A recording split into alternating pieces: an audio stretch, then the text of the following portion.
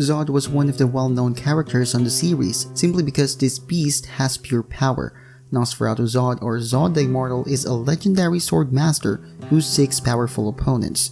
When he participates in battle, mountains of dead bodies pile up after him. He serves as the main rival for Skull Knight. Here the list for Zodd. Zodd is the first apostle that Guts meet. He was almost killed in their battle. If Zodd did not see that Griffith wore the Crimson Behelit, he could have killed them both. His apostle form consists of 3 animals. His body was like that of a minotaur. He also grows horns. However, his overall appearance was like a feline, a lion to be exact. He was also able to grow his wings out similar to a bat wing.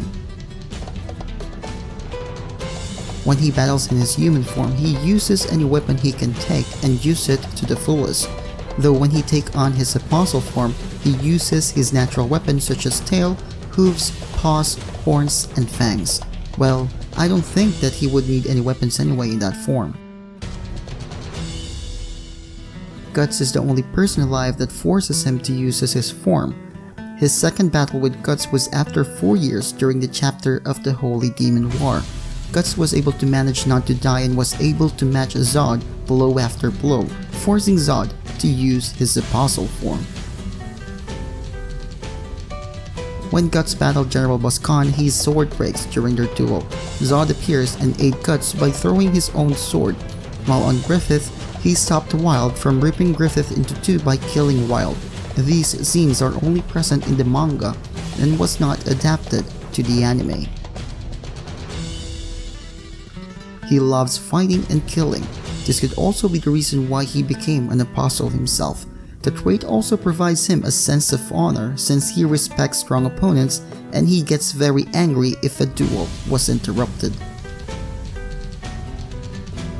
His first name, Nosferatu, is a direct reference to the 1922 German expressionist film Nosferatu, a symphony of horror. In the movie, the word Nosferatu is a Romanian term synonymous with vampire, though this is not the case in real life. Zodd has a glowing pupil which are drawn circular, though volume 22 onwards it appears as vertical slits like the ones you see on the cat. The size of his horns changes between his first appearance and the scene where he bows down to Griffith, which is noticeable in that his remaining horn has a far wider diameter than the stump of his amputated one. The angle of his horns and the shape of his teeth also tend to vary.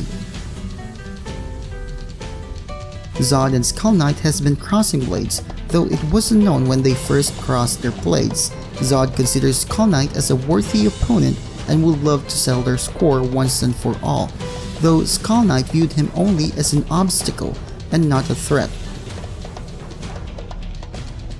When he is not in his apostle form, his favorite weapon is the giant cushion anti-cavalry sword. It was based on a type of Indian Himalayan sacrificial sword that was known as Ramdao. We know that in order to become an apostle, the bearer must sacrifice. It wasn't known how Zodd became an apostle, but at one point in time, he for sure experienced a near-death situation where he calls in the good hand to bestow him demonic powers. I'm thinking that it was somewhere on the battlefield. Well, let me know in the comments below what you think. In Korea, at the University of Cheongdam, there lies a giant statue of Nosferatu Zodd. The statue was created by some kind of bronze or metal, though according to the writer, he could not find the person who created the statue. Unlike most apostles, he does not kill for the sake of it, though he will take all the challenge seriously, and even if he sees the opponent is clearly outmatched, he will give it his all and crush the said opponent. According to the guidebook, when he is in human form, he is around 7 feet 2.6 inches tall, and when he is on his apostle form, he grew to 11 feet 6 inches.